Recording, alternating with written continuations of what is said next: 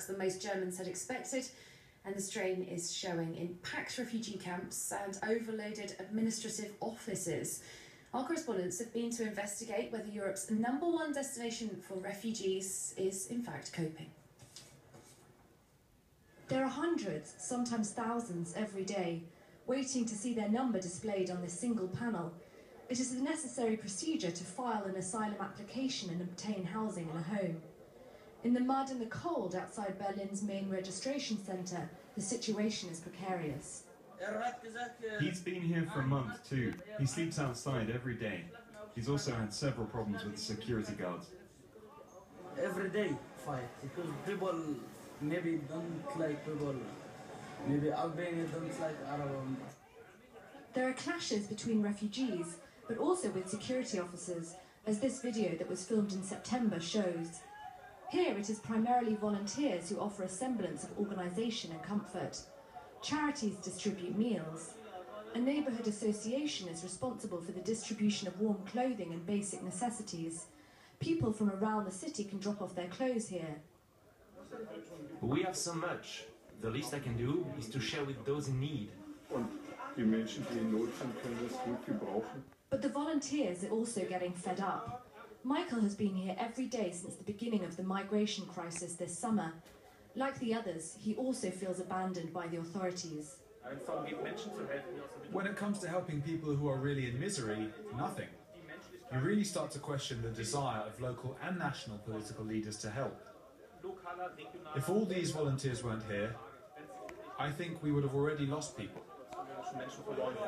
Faced with the failures of the reception and care of refugees, the Germans are having doubts. According to a survey, half of them now say they fear the large numbers of refugees. The crisis management by the German government is criticised from all sides.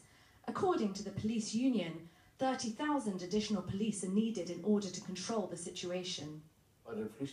They haven't been able to cope with the refugee crisis for months, and now everyone is agitated. People can see that the state is not controlling the situation well.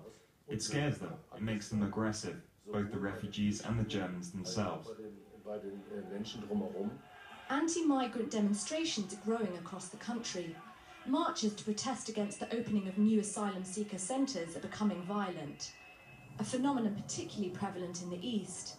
The anti-Islam and anti-migration movement Pegida has taken advantage of the crisis to regain its strength. After a drop in support last spring, the Monday demonstrations in Dresden, Saxony, are now again drawing a weekly average of 10,000 people. Ordinary citizens and neo-Nazis are marching together. The reign of chaos and irrationality has begun. All gyms, warehouses and empty buildings are being filled with asylum seekers.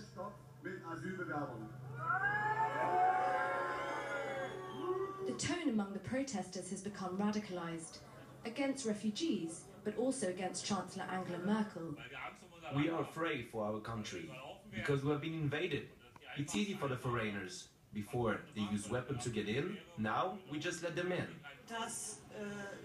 The balance of power will change. Our country won't be peaceful for much longer.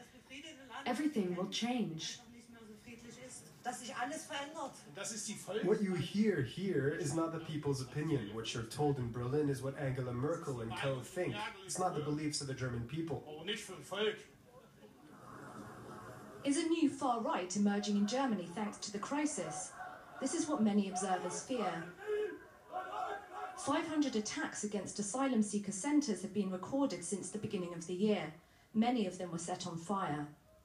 The number of people ready to go further to use violence is also growing. This is what scares those of us who observe these movements. We fear that one day there will be attacks on a much greater magnitude.